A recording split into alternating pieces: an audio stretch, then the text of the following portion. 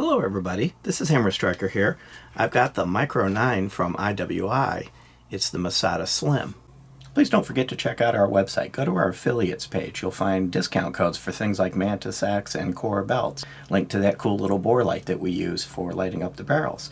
Use those links. It will often save you money, never will cost you any additional money, and helps the channel. And please consider supporting the channel on Utreon, where we could do some videos that we can no longer do on YouTube. This is the latest in IWI's lineup, but it's not all that new. It's been out for a little while. It's just taken us a while to get a hold of one. But this is IWI's entry into the Micro Compact.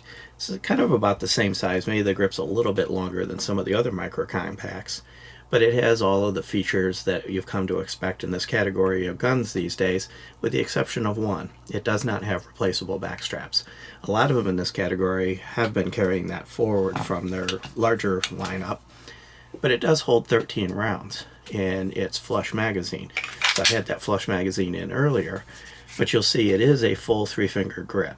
So as far as Micro 9s go, the grip's a little bit on the longish side. Might make it a little difficult to pocket carry it, but it's still small enough to conceal it and serve the purpose of this category. It's fairly thin, 1.4 inches wide. It's not the thinnest one out there. There are thinner ones. Some of them actually get below an inch, but it's not as thick as many of the other full-size category. 4.9 tall with the flush magazine from top to bottom, and 6.3 front to back. And it's relatively light at 22.4 ounces with an empty mag in it. I would say this is kind of right on the edge of the Micro 9. If it were any bigger, it would bounce out of that category. And for some, you know, when you're comparing it to things like the FN Reflex, which is also quite thin as well, this Hogue grip that we added to it makes it look a lot plumper than it is, but it's kind of comes down right along there inside the grip itself. So this is a relatively thin gun. But what you'll see is it's got a significantly shorter grip. And that's kind of what's characteristic of the Micro 9 category. So I'll put the Smith & Wesson Shield Plus in the middle, and you'll see it kind of just right, it fits kind of right between the two. It's a little taller than the Reflex and definitely shorter than the IWI. But round count is going to be a difference. So you get 11 rounds in the Reflex with its shorter grip. As I mentioned, you get 13 in the IWI, and you get 10 in the Shield Plus. So laws of physics apply. So there's not much you can do about the space a round takes up. But of course this video is about the IWI. It's not about these. I just brought these out to kind of give a size comparison, a rough idea of what's going on.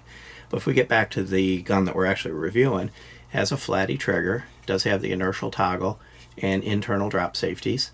It does have front and rear serrations, and they're not the most pronounced serrations, but they're definitely very usable, front and rear. And it is optics ready. Therefore, whether you like the sights or not, you can always slap an optic on it and take care of that.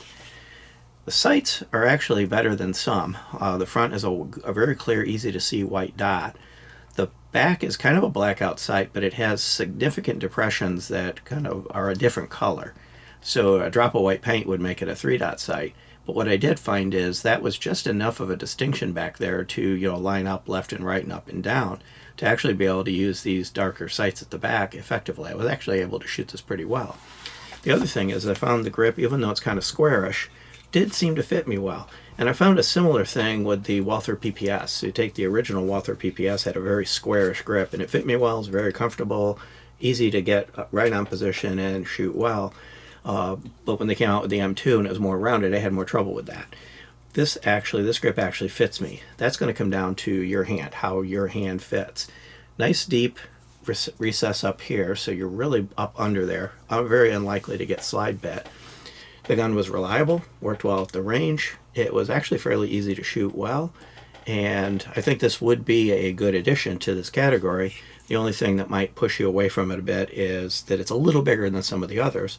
Then again, that 13 rounds might flip it back in the other direction. Internally, and I'm going to take it apart in a second, the gun is well constructed, but what I will say is the takedown procedure is a little less than optimal. Most of these in this category either have the pull downs, you know, kind of based on what Glock used to do, or still does, or they have a lever you turn. This one's a little bit different. What you have to do is lock it back. Then you have to flip this forward, and you can't get that forward unless you lock it back. And then there's a piece in here with a half moon on it. The half moon's on the top, there's a little ridge, and you pull this out. It can be a little difficult to get in there. You go in there with a fingernail. I guess if you have tiny fingers, you can get in there. But even getting in there with this channel tool is a bit of a challenge. But if I can get in there and get a hold of it, it will come right out. But I'm not going to be able to get into it on video. So I'm going to pause. I'm going to pop that thing out. I'll show you what it looks like and then proceed. So my bad, I did skip a step. You lock it back to flip this forward, but then in order to remove this, you have to unlock the slide and line up the cutout in the slide with this half moon. It's still difficult to get in there. But once you do that, at least it is possible to do it and to pull this pin out. And I'm going to show you. There's a little tiny depression right here on the top. That's what you're trying to get a hold of with either a pick or a fingernail or something like that. I've seen better. But one nice thing about it, once you do that, there's no need to mess with the trigger. It does disengage the sear, so you can easily take it apart. Inside, I would say it's very well constructed. Nice solid rails, both front and both all the way, just a continuous rail, as opposed to the typical front and rear. Really solid and robust.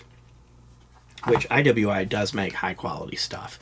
Everything I've had from IWI has been very well constructed. Your typical dual recoil spring assembly. And the barrel is really well machined conventional rifling. Nice sharp edges, really smooth, no machining marks, there's no chatter or anything else. It's just overall a well done barrel. And the barrel is 3.45 inches long. Reassembly, by the way, this is a striker gun. So reassembly is as simple as dropping the barrel in, dropping the recoil spring back in, and it does kind of automatically self-align. It's really easy to align. But here's where it gets interesting. Putting it back together can be a bit of a trick. I found that you have to put it together upside down. You have to pull this back, pull the slide back so that this lines up, but you really need to do it upside down. So it's because of my hands, it's going to be difficult to do it on camera. So I'm just going to illustrate what I'm going to do, and then I'm going to do it. Upside down, you would line it up. You would take the pin and push it back in this hole with that little ridge sticking up. And the reason you have to do it upside down is the barrel wants to drop out of place and get in the way.